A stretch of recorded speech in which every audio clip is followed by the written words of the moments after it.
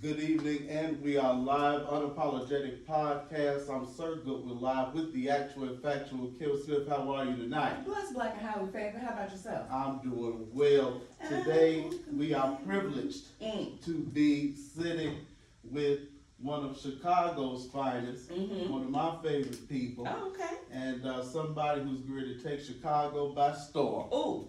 Is that a word? That is a word. Okay. We want to welcome State Representative and Mayoral candidate. I'm going to mess that up, I know, today. Okay. Mr. Kam Buckner, how are you, sir? I'm fantastic, y'all. Thank you for having me. How y'all doing today? Oh, we can't complain. We are doing well. Thank you for being here. How was your day so far? Good. Extremely busy as always, but that's what you got to do when you're doing what I'm doing. So. Yeah, you had a speech or something earlier today, right? Yeah, we were just up in Lincoln Park at the theater on the lake, right off of Fullerton and Lakeshore Drive, with the Alliance for the Great Lakes. So a group that does a lot of work to make sure that lake issues, making sure that the lake is clean and it remains a vital resource for us. So they do great work, and so I went to speak to them and to give them some support as they continue to do their work. So we're all over the place, brother. All right. Well, thank you for being here. We're going to get you to game 6 real quick. Kim, you are a Chicago native. Kim, give us a little bit of rundown of Cam's history. Yes, a Chicago native. Grew up in Chicago. Went to Morgan Park. That's right. Yes, I know. I'm not from here, so you and y'all and all of these high schools get on my nerves. Where you go to school? Where you go to school?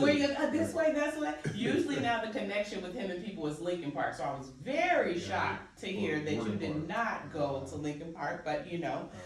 Before we go to his next place, it's not very often that you are sitting with a state champion. Cam is a state football champion. On top of all of this. Oh yeah. Okay, so this school actually had a good sports team. We did. Listen. I like to tell people that Morgan Park is the pride of the South Side. Oh. And we got some. Okay. We got some. Would some people stuff agree with behind us. that statement? Some people will. Oh, okay. enough will for it to be true. So, okay. Yeah, All right. Well, let me do my research on Morgan Park. Okay, my bad. All right. So then after you finished, went a little south, not as far south as I am, but U of I. Did Champaign-Urbana. Yeah. My second home for 4 years, and really one of the best decisions I made as a person. I enjoyed it there. And I still consider it, like I said, to be my second home. And now I have to ask this, because then when I realized that you were also an athlete that played collegiate football, graduated with honors, and went to law school, how? Listen, I've always been a person that's believed in trying to utilize all your talents, right? Okay. I don't believe in being pigeonholed. I don't believe in being boxed in. God gives us a lot, and we need to use all of it. And so I've been fortunate. I've been fortunate to be able to do that. Okay, wow, okay. Then after he finished, just a couple hours down the road, he didn't want to go too far south, shout out to SIU, he came right on back and did law school right on here in Y'all Good City in DePaul. Why law school? Why law if you knew that you weren't in the business of practicing law as an attorney? Yeah, I think I knew at a very young age that laws were really how we change societies, right? That we can talk about changing people's minds and changing their hearts, but there is a clear blueprint to changing laws to be able to change culture, right? And so I probably was 9 or 10 years old when I realized that I wanted to go to law school, and so it's something that stuck with me. It's been helpful, even though I'm not a traditional practicing attorney. I've always felt that if you're going to be the person writing the law, you should know the law as well, right? And so it's been helpful in my current role. Okay, wow, nice. And after law school, a couple different things, but what we want to know, why politics? Yeah. My parents weren't extremely political. I didn't grow up in a political household per se, but I did know that my grandmother and my mother had this strange affinity for Harold Washington, who, as a young man, I thought Harold Washington was one of my uncles. I thought he was part of my family because he had his picture in the house. Right? No, right like next the to Dr. Jesus King. and The Dr. King, okay. Yes, right in between those two. And as I got older and began to learn more about politics and once again effectuating change in communities that needed the most, it was very clear to me that the ability to do that through the electoral process and through the political process had always been important for Black folks, particularly. And And so, I began to maneuver through the political scene, and for a long time I thought I would just remain a staffer or somebody who was in the background, but sometimes the universe has different plans for you. This is true. And I'm extremely fortunate to have been able to do what I've done so far. Okay. How was it working for Dick Durbin? It's great. Okay. Dick Durbin was and is a great mentor to me. Okay. He didn't know me from the man on the moon. So how did that connection start? Because we have so many, I love the fact that you still talk to the community. I've seen you in so many schools and things like that, so it's not like you've jumped over the people that you could inspire the most. Yeah. How does that connection happen with someone that's watching this and says, I want to go that same route? How does Dick Durbin and Kam connect? So I'm glad you asked that question, and that's an extremely important thing to me, because I'll tell you something that I don't say publicly a lot. When I was in high school and in college, I realized that I wanted to work in politics and government and law.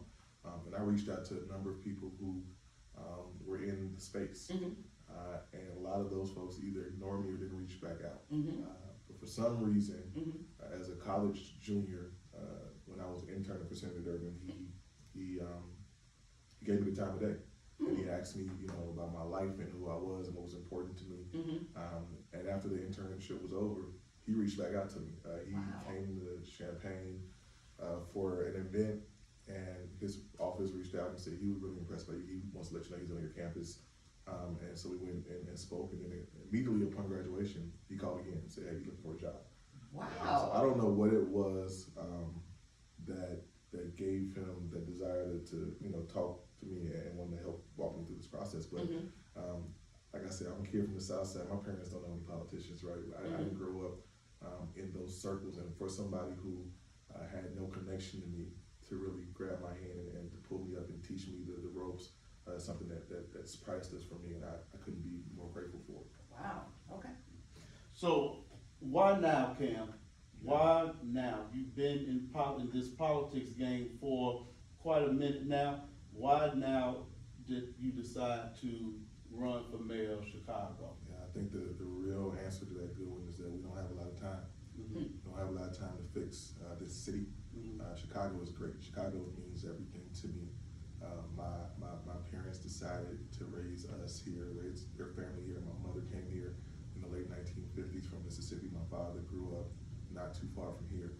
And this was a city that they gave their entire professional careers to. My mother as a CPS teacher, my dad as a sergeant at the Cook County Sheriff's Department. And me and all of my sisters are all CPS kids. I'm more of a Park guy. One sister went to Whitney Young, two went to Finger, and one went to Chaz. So we're all around, right? But we're Chicago, man. And, That's right. And I'm a new father. I got a 7-month. He's almost 7 months. He'll be 7 next week. 7 months. Thank you. And when I look at him and I look at the opportunities that I want him to have in this city, I want him to be able to one, be safe, two, be able to get an education that puts him on par, not just with the kids in the suburbs, but to compete in this global economy that he's entering into as a young man, and to just be a part of a city and a community that embraces him and finds ways to move towards equity and justice and all this stuff that we all talk about. Honestly, if you had asked me 4 or 5 years ago, I would tell you that at some point in my life, I thought I would run for mayor of Chicago. I would not have thought it would have been today. But when I look around and look what's going on and look at my affinity for this place, my skill set, my opportunities that have been afforded to me, I feel obligated to do this. Someone asked me, that's a crazy job, why would you want to do it? And I think the long and short answer is there's only one reason that you run to a fire. You run to a fire because you got a hose, because you have a water source and you have a solution to the problem.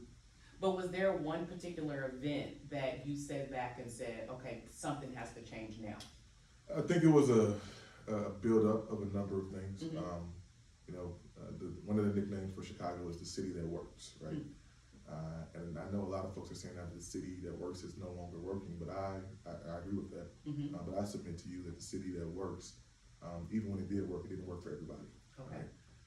And so this is a lifetime of experience in this town. This is watching both the good and bad of Chicago. As I've said before, this is a a young black man who grew up on the south side of Chicago, who has had unfortunate and illegitimate run-ins with law enforcement, based on the color of my skin and the way I present, but also have had family members lose their lives to gun violence in the city, and had detectives who were working tirelessly to bring my family justice, right? So that, being able to see both ends of that has been important to me.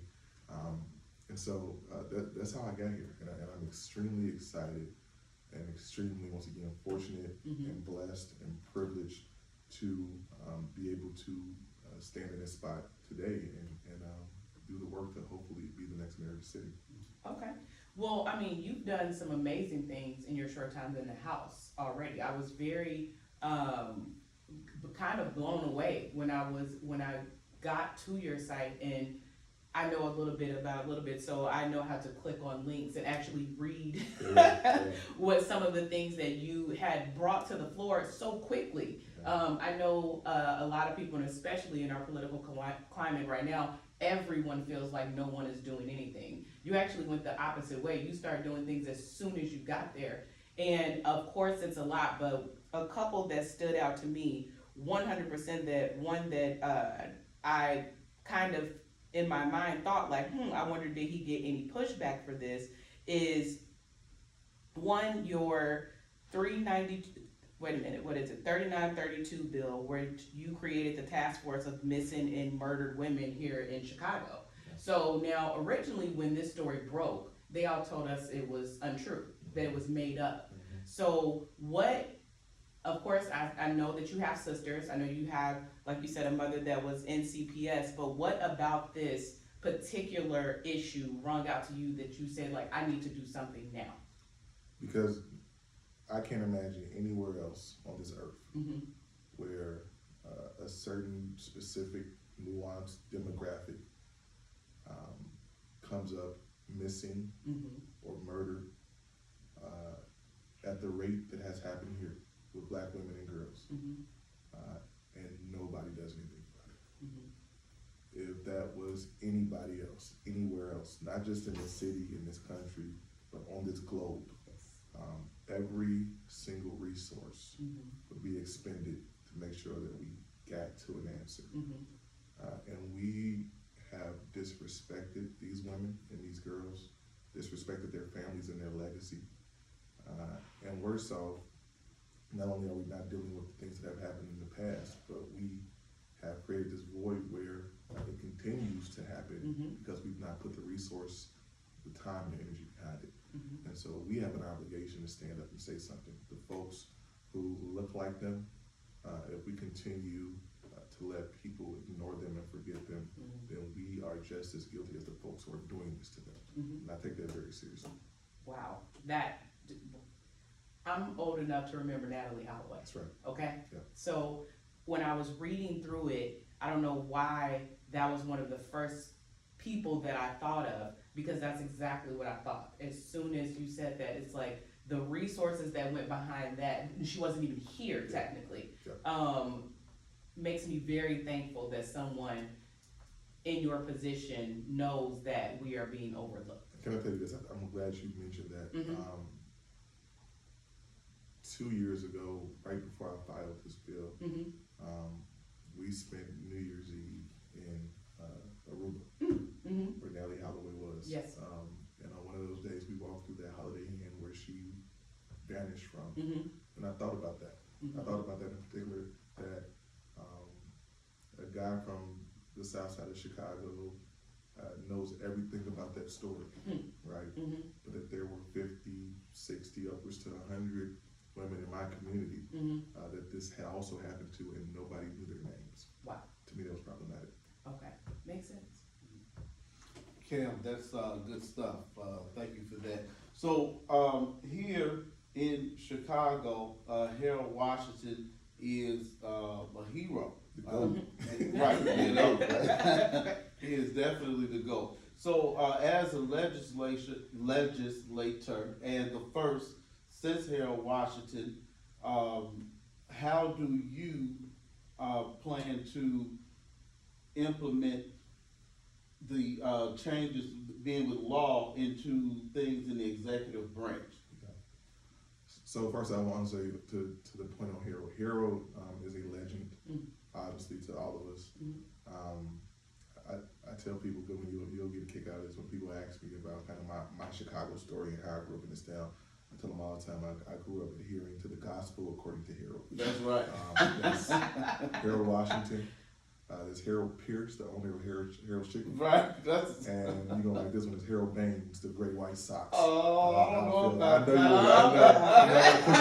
I know where his allegiance lies. Let's just go to the first two. Listen, Harold has and had big shoes to fill. I have the tremendous pleasure and privilege of serving in his state house seat right now. This is the seat that he held years and years and years ago. And so when we look at kind of his legacy and what he tried to do, and obviously it was cut short,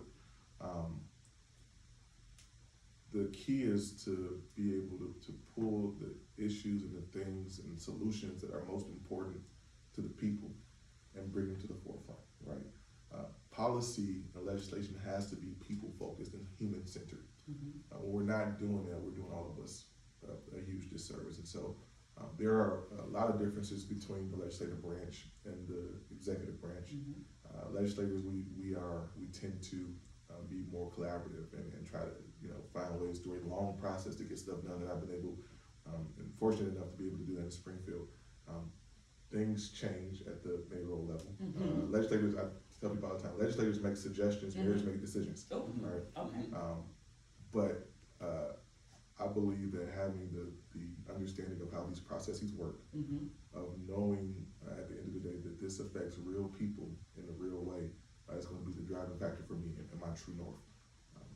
The ability to get things done, whether it's working with city council or at the state level, it's going to be important. This is a collaborative job, and I will tell you that the interesting thing about the way this is set up is that as big of a entity as Chicago is, the way things work is that a good amount of the power and a good amount of the money to make Chicago work exists about 200 miles away in a cornfield in Springfield. And I know how to work that place. And I think the relationship between state government and city government will be better.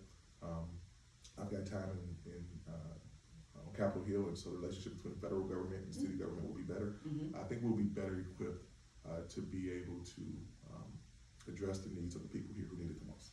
Okay. Now we're going to talk about a plethora of things for short-term and long-term goals as mayor, taxes and funding and violence. And when you go out of town and people say Chicago, they think violence first.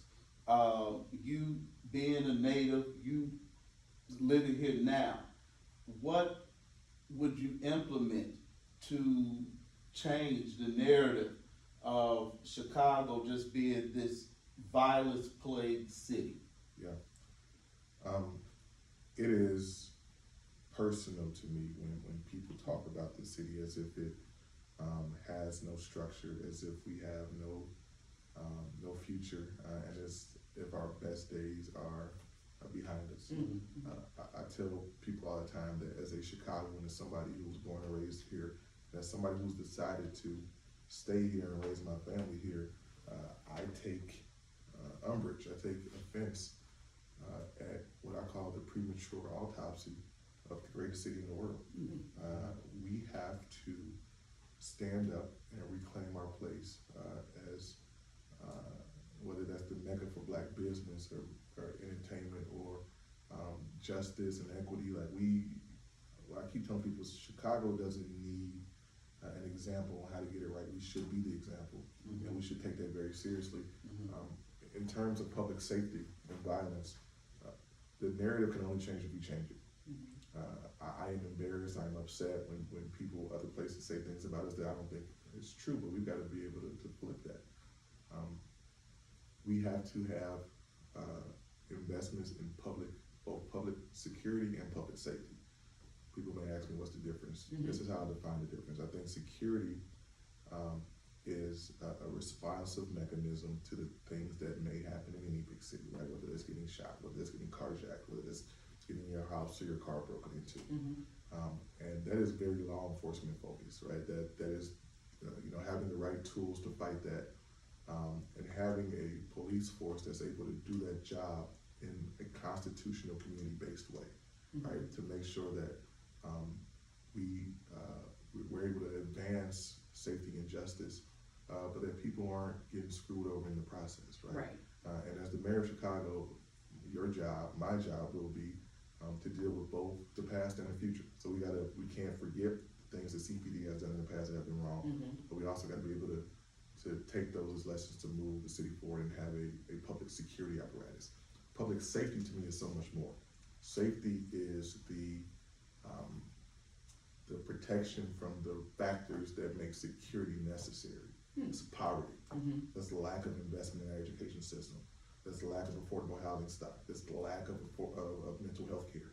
All of those things that make this a thing that we got to put $3 billion a year into. Let's start investing in this on the front end. Investing in schools and not prisons, right? Investing in treatment and not trauma. Find a way to do that. And so I know that Chicago has the ability to be the national leader on that. We just got to dig into ourselves and figure out how to be the best version of ourselves. The cavalry ain't coming. Nobody's coming to save us. Come on. The people who are going to save us are already here. We're here because we want to be here, which is proof positive that we've got a chance and we've got a choice. We just got to embrace it and actually do the work. Safety Act is seen as anti-police with anonymous complaint provision along with other portions such as criminalizing the inactivation of body-worn cameras. What's your stance on that? Yeah, so there were parts. The Safety Act was a very huge criminal justice bill that we passed a couple of years ago. We passed it on the heels of the George Floyd murder on May 25th, 2020. Thank you for calling it a murder and not a death. It was definitely a murder at the hands of the Minneapolis Police Department. But the things that were going on in Chicago and Illinois weren't necessarily about George Floyd, right? They were a reaction to that, but it was about everything else that happened here that looked so familiar to what happened on that street in Minneapolis. And so we put forth legislation that was groundbreaking. It was earth-shattering, it was consequential, it was comprehensive.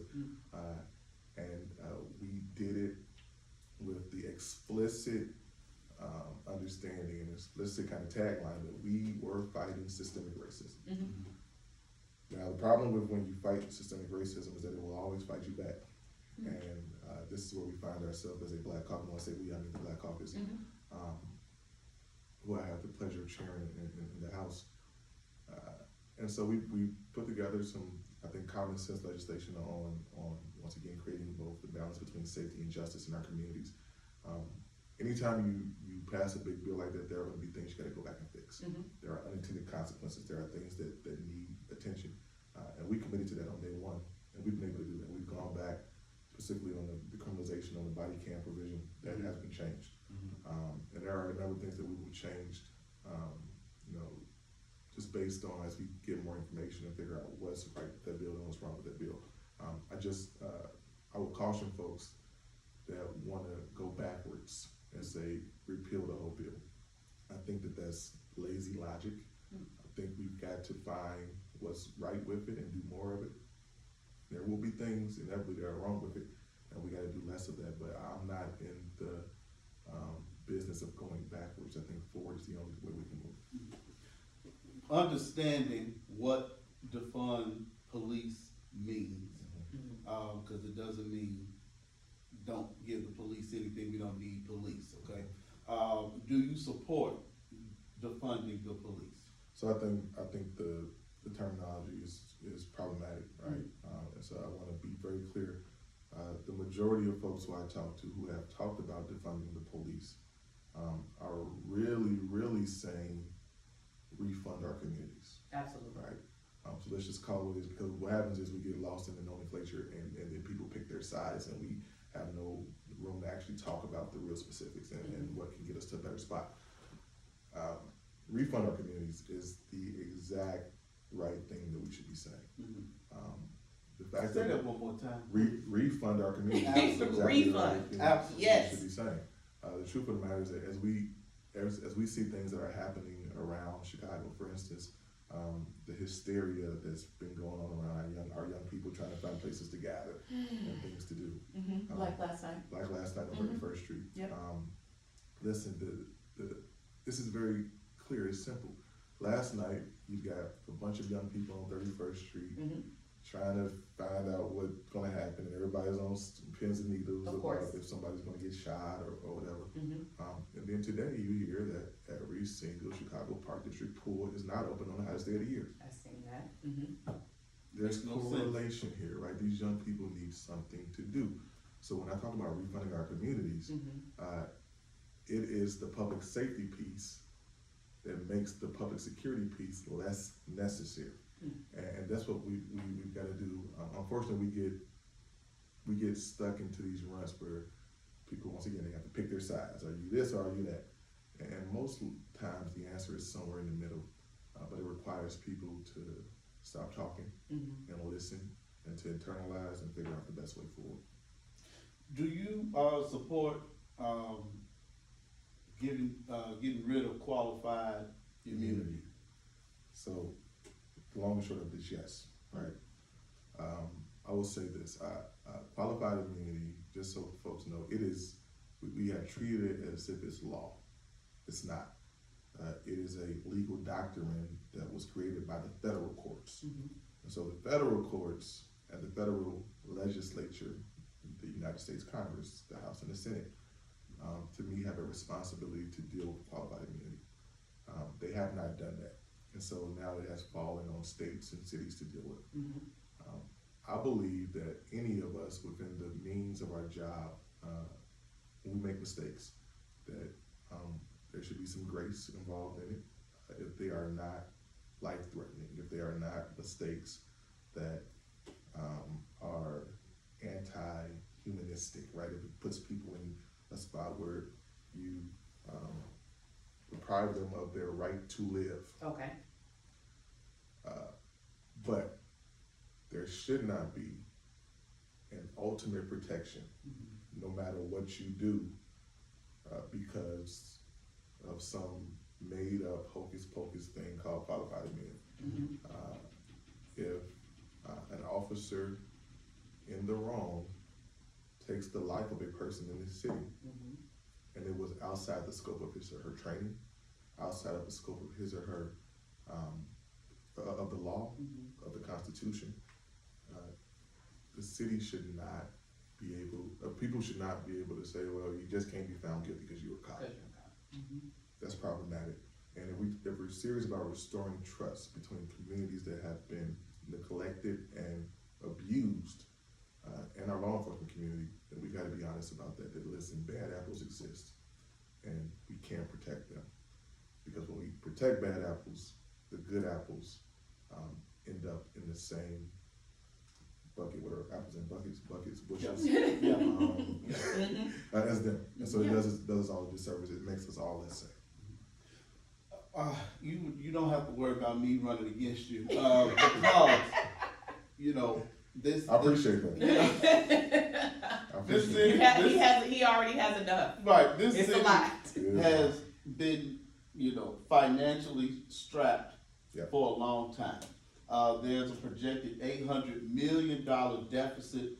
How are you planning to tackle that without maybe raising taxes? That's a big question, and I appreciate you for asking it. So here's the deal. Chicago is a city of about 2.6 million people. However, Chicago is a city that was built and made and designed for about 4 million people. Now, when I say that, some people get the picture in their head about empty blocks and Inglewood and Austin and all that is true. But I really also mean it from a standpoint of the more people we have here, the bigger the pie is. What we've been trying to do is divide a shrinking pie. And that's problematic because we have legacy debt like pensions. We have had issues in the past paying our bills as a city. And we can creep closer to financial solvency without raising taxes if we got more people under the tent, more people in the city of Chicago. Okay. But we can only do that if people feel safe, if they feel that their children have viable education options, and if they feel that city services are up to par. That is why the job of the mayor is so operational. What can we do to attract people to live here in order to grow that base, to make sure that the tax burden is not all on those of us who have decided to live here and stay here despite what's going on. So, I don't know that you hear very many mayoral candidates talk about growing the population, but that is the key to getting us out of there. Right? There is no magic math. There is no voodoo economics. There's no funky stuff you can do with arithmetic to make those numbers work. We are in a hole, and we will be in a hole until we can deal with that. You are the first person, and mayoral candidate, person, whoever, so I've ever hear say that. Yeah. And especially when we have people leaving Chicago in this area in droves. Yes. Going back to the South, which sometimes, depending on who you are, really doesn't make sense to go back to the South. Yeah. But 10% of blacks have left the city. What would be your strategy to maybe lure people, but black people back? Yeah. Tennessee has, their population has went up significantly with people leaving this city. I don't know why they've all picked Tennessee. Clearly they know something we don't know. Houston, and then in Atlanta. Houston. Listen, I've got a friend, a very close friend who I consider extremely pro-black, extremely woke, super hotep, Come on, hotep. That's where they are. They moved to Texas, and I asked them, "Why is that? How are you going to deal with And this ain't Houston. It's they live in real Texas." Oh, okay. Yikes! Come on, Austin. And so I'm like, "How are you going to deal with that?" Yeah. And their response to me was, "I'll take a little bit of racism for a lot of opportunity," which made me think. Okay. All right, what are we doing wrong here to make everybody flee? All right. And y'all know this, you travel, as you said, you go to Nashville and you'll see a bunch of folks from here. You spend some time in Houston, the same thing. There are parts of Buckhead and Atlanta that are definitely more populated, people from the south side of Chicago than anywhere else in this city, right? Yes. So what aren't we offering? Black folks are just like anybody else. We want safety, security, opportunity. Right, and so this is going to be the refrain that we keep going back to. This is the hook of this song. This is real on every level. And everything we talk about is about this. Right. How do we get people to feel comfortable? Chicago population actually grew during the last census, but just about a little bit. But the folks who moved here were single people, one lady, one man. In comparison to a place like Nashville, but they had 65% of their folks were families of 3 or more, which means that people want to raise a family there. How do we make it attractive for folks to raise a family here? And so we gotta do that work. But at 2.6 million people, I think that it is a healthy goal that by 2030, by the next census, that we have brought 300,000 to 400,000 Chicagoans back, or created space for new Chicagoans by attracting businesses here and whatever else we need to do to get to that 3 million mark. And I think that if we make it to that 3 million mark, we'll see the difference, right? This is a city that was meant to be populated, and the more people we have, the better we are. Yeah, definitely agree with that. Thank you for that answer. So here in Chicago, it is very segregated. Okay, one of the most segregated cities in the world. And if you go according to our population, it probably is the most segregated. Education here, the budget is $8 billion budget, I think. With the police budget being, not too far behind, maybe 1 or 2 billion. And being a product of CPS, how could you make sure that the underserved and underprivileged schools, especially in the, Black and brown communities, can, close the gap and get the resources needed in the schools and in the communities? What would be your plan with that? Let me first start by saying I'm glad you acknowledged that, because I want to highlight the fact that that is a choice. That's a choice from our leaders on where they want to put resources.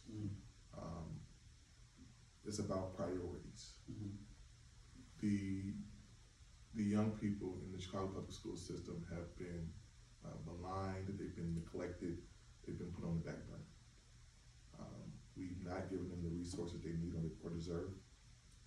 We've watched them live in situations where trauma is piled upon trauma, and we don't offer them the help to get through that trauma. And then we halfway educate them, we pat them on their back and say, good job, now go out in the world and be great. It's malpractice. It's malpractice. One thing I'm extremely proud of what we've been able to do in Springfield is to, no matter what the budget situation has been, fight to send more dollars, $300 million in the last budget, $300 million more dollars to public schools around the state. But for me, as a person who's from Chicago and represents a district that's completely in the city, using that, what we call the evidence-based funding model, which is a law that passed a few years ago in Springfield, to bring resources home. And in that model, the schools who need it the most get the most, right? The problem with that model, the way the law is written, is that we actually give the dollars to the districts who need it the most. Of course, CPS is one of those districts, but once CPS gets that money, they do not allocate it the same way among the schools in the district, right? Listen, I'm all for having a healthy and robust Whitney Young, Walter Payton, Jones Prep. But I think Diet and DuSable and Dunbar need that same keep that same energy. We need those same resources for those young people. And so I think it has to be a priority, and for me it will be, to make sure that we don't leave these young people behind. Because what happens and what has happened is that our schools they're underfunded and under-resourced. They then become underperforming. And what happens is that the education gap, the achievement gap, turns into the quality of life gap as they get older. The quality of life gap turns into the life expectancy gap. I represent probably the most diverse district in this state, and just so you guys can get some picture of literally what my district looks like. I've got River North, Gold Coast, and Streeterville. I've also got Washington Park, Brownsville, and Woodlawn. In Washington Park, the life expectancy is like 59, 60 years old. Wow. In Streeterville, it's 91 years old. 7 miles apart, in the same city, in the same state legislative district. And so when we talk about the disservice we're doing to our young people, it's not just that we're giving them bad books and not preparing them for the world and the workforce. We are preparing them to die earlier.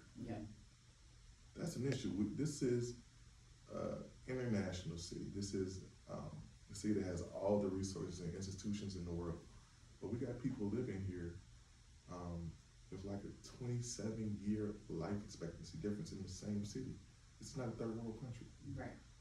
And so what we are doing is preparing these young people to die earlier and to live lives with less quality. That's not okay. And it starts, I think, with those resources to CPS. Sticking with education, I was reading over your plan, and when you win, you laid out that you are ready to talk with the teachers union about their contract. Now, I want to give you a heads up. We have a huge audience of teachers, so I'm gonna give you that I'm gonna give you that layup. I'm gonna give you that toss up before we answer this. So, how are you going to be different? I think us being outside of education hear this narrative so many times. I personally feel like I've been in this city over 10 years now, and I feel like you all are at the table with the teachers every year. What's going to be different when you sit down with the teachers rather than what we've seen in the past? So the reason I've said that is because I know that people are fed up, they're frustrated with the fight, and they're scared. They're nervous that every time is time for contractual talks, that our young people are going to end up not in school, right? It is time for the mayor of Chicago to take the bull by the horn and say, listen, we may not agree on some of these specifics yet, but what we do agree on is that we don't want our kids to miss another day of school if they don't have to. Right. That we don't want to get to a point where we are now behind the 8 ball negotiating against each other and or ourselves about how to get to an agreement. So I think that's the first thing, and you gotta say, man, I'll be very clear right now, I don't wanna be a mayor that has a strike on my hands. Say that again. Just out the gate. Please. I don't wanna be a mayor that has a strike on my hands. And They hate it as much as you all do. They do. I don't know if people, like, I'm being dead serious. My best friends, like my family, just like you, your family is in education, my family is in education. And I think the narrative is, oh, well, the teachers are, they're off. Yeah. They can't stand it. Right, they can't. They become second parents, third parents to these students, to these children. Yeah. And so seeing them out weeks at a time, because in their mind, they feel like you said, the mayor's office or whatever's going in Chicago can't come to an agreement, hurts them just as much. That's right. So that has to be the linchpin of the conversation. Y'all ain't trying to strike now, but all right, cool. So how do we get? There you go. How do we get to the right spot? And also, I just think that we've seen a lot of kind of blustery pontification and people leveraging publicly. I've never seen a deal get done that way, right? I've done a lot of deals in my lifetime, both in the private sector and in the public sector on legislation and other things. Come to the table and have a conversation. Don't negotiate with me through press release or by a tweet or from behind a news conference podium. Let's sit down, let's figure out what our issues are, let's figure out how to get to yes instead of getting stuck at no. It is, to me, asinine that we can't figure that out, that the city, that the leader of the city, the CEO of this city, can't maintain and manage and maneuver that conversation. At the same time, we're asking our young people to find a way to use conflict resolution and find a way to get it done. Right? We have been bad examples to them. And so that's an extremely important piece to me. My mother spent 34 years as a CPS teacher. My oldest sister is a CPS principal on the west side. My baby sister is a CPS teacher in Beverly. I grew up in this space, and it's important to me that we get it right. Because if we can't guarantee our young people at least that, then we're in some real trouble. Okay. Now y'all are from here, so I do have to ask, how often were strikes, let's say 20 years ago at CPS? The threat was there. Okay, but it never happened. Not like this. Wow. This is a new phenomenon. Really? Okay. That's very interesting. I always thought that. I never, until you just said that your mother had been in CPS for 30-something years, I thought in my mind how combative everybody is. I'm like, oh, this must be all the time. But this is more recent, the last 15 years rather than the last 20. Yeah, whenever you have a union, you know, you're supposed to have the threat of a strike. Okay. You know, that's what makes it work. Right, right. So, yes, but no, not like now. Okay. But this is, I agree with Cam. This is different. Yeah. This is definitely different. So, Cam, I am in transportation, and I'm not going to stay long on this because nobody really cares about CTA. It's We important. need to look at lives. But, you know, nobody pays to get on the bus anymore. I'm pretty sure when the numbers come out, especially during the pandemic, that as far as a fare, CTA can't be making any money. So you can take this idea and run with it. I don't need any credit. or as black people say, the credit. With a K. Right. I think that there should be some type of transportation tax or fee, and just let people just ride. I think that CTA, Metro, Pace will get their money. You probably won't have to worry about deficits and cuts and things like that if it's just coming from everyone who doesn't even ride the train or bus. And just let the people get on and ride and not even be bothered with a fare anymore. A lot of us are getting shot and beat up and spat on over $2.50, and not even if we request it. It's just, I'm gonna beat your ass and keep on moving. So that's just a suggestion from me to you. Well, I appreciate that. The one part of that I'll address right now is the safety of our CTA bus and train operators.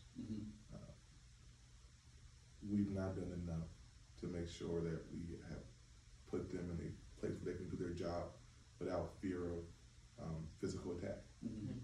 There are things we can do, from a logistical standpoint. There are things we can do from an engineering standpoint. When I mean that by many places in Europe have driver's side doors, so if you have an emergency, a driver can get in and out. Right. To me, this is about being smart, being creative, and being innovative. Once again, this is a world-class city.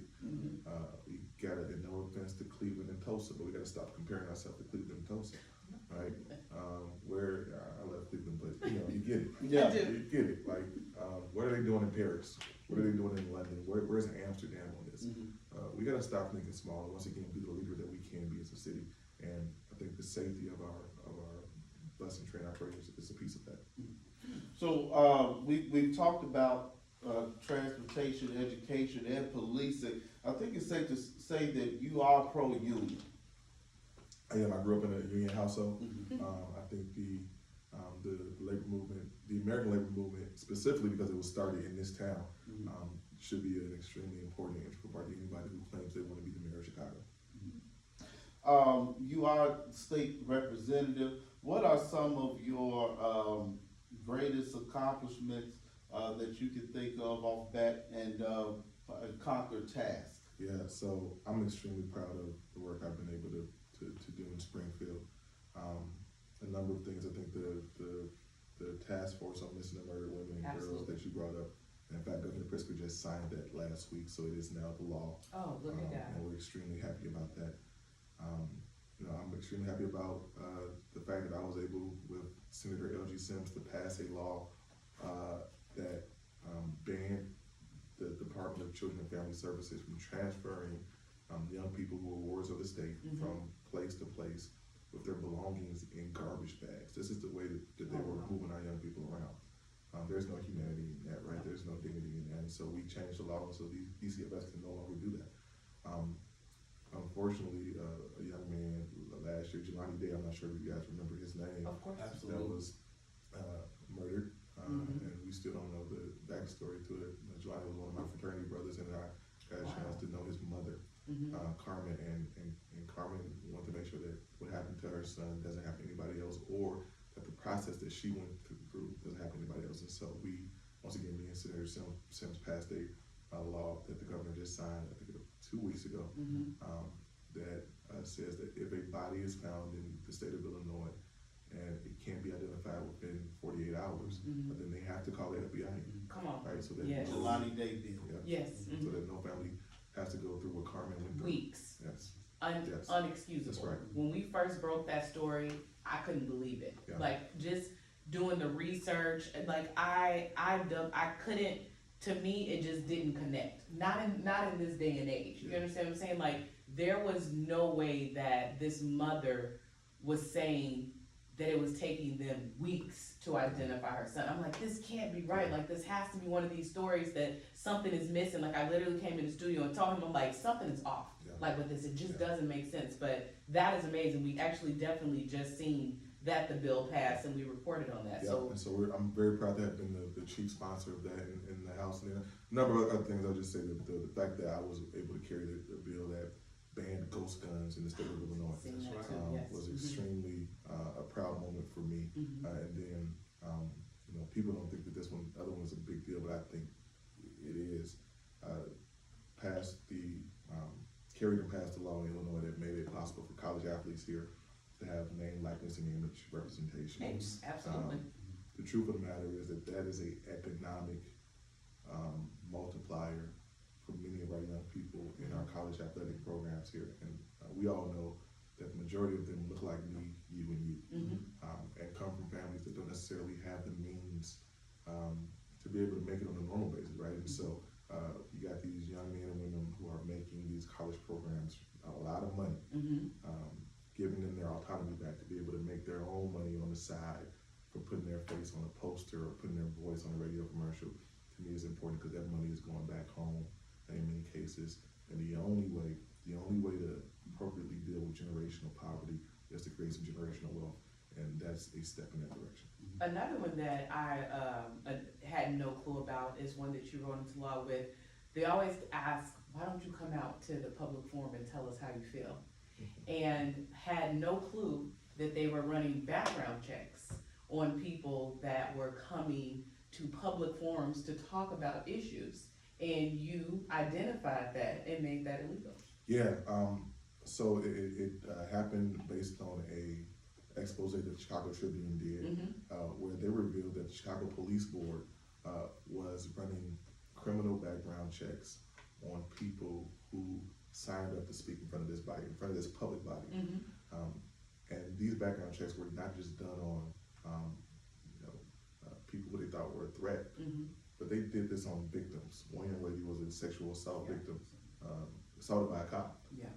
And they ran this background check on her and kept this file. They were going through people's social media and keeping these dossiers. Dossiers sounds like a French pastry, right? But it's one of the words we learned during the Trump administration. But keeping these dossiers on people, and that's just not right. Another thing, I read it and I said, no, that can't be right. So I reread it and I said, how is it, like, how do people not, that's why I'm so happy that when he told me that you were coming on this platform, like, those are the things that I wanted people to hear you say. Because if I was sitting at brunch and I told somebody that, they would be like, did you see that on Twitter? And people would never believe me. Yeah, there are unfortunately a lot of things that go on around us every single day that we don't understand how detrimental they are just to the fabric of our democracy and liberty and justice. That unfortunately we have to put legislation in place to cut through them. But I'm so privileged for the opportunity to be able to do that. Okay. As you mentioned earlier, you are the state rep for, from Woodlawn to Streeterville, and we know the demographics of Woodlawn, and we know the demographics of Streeterville. So, and you also mentioned that you are the chair of the Black Caucus in the House. Why is it important for you to be the Black voice, where other politicians, their name is not important, seem to shy away from, being outspoken about being Black and Black issues? Why is it important to you to be that Black voice? Yeah, every single day that God wakes me up and gives me an opportunity to breathe, there's one unchanging factor: I'm going to be Black. Come on. And that is my identity. It's my family history. It has been the context of many of my experiences in life. And so, to me, that being a very important focal point of my life experience and my lived experience, I have to bring that to the table. I have to bring that with me to Springfield every single day. I have to bring that with me in the rooms that I'm in that I may have never imagined that I would be in. Because there are people who I speak for, even if they don't know I speak for them. There are experiences that I bring with me that I think are important in all of these conversations. We have a lot of conversations about violence and about violence prevention, I think people have got used to the fact that, you know, there are so many of us who have been victims or have family members who have been victims of violence. And I bring that story with me to these tables every single day. But what I also bring with me every single day is that I also know people who have pulled the trigger, right? I also grew up with guys like that who were my friends and my homies who took another path, right?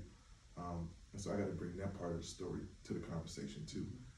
The only appropriate way for us to move any of us forward is to have authentic conversations as our authentic self. And so I'm unapologetic, and I will never ever be anything different than that. That's great. You know, when you announced that you were running for mayor, I was ecstatic. I'm still ecstatic, and I appreciate you. I know your work a long time. I know that you are for real. I know that you are authentic, and you're relatable. And you don't, you know, it's okay to represent blacks, and that doesn't mean that you're not representing the others as well. Yeah. And you have been that bridge, you know, before, you know, the mayor thing, you know, when people all mayor, money, power, prestige, you have been doing the dirty work for a long time. And I appreciate you, and I applaud you for it, and I thank you for being that bridge.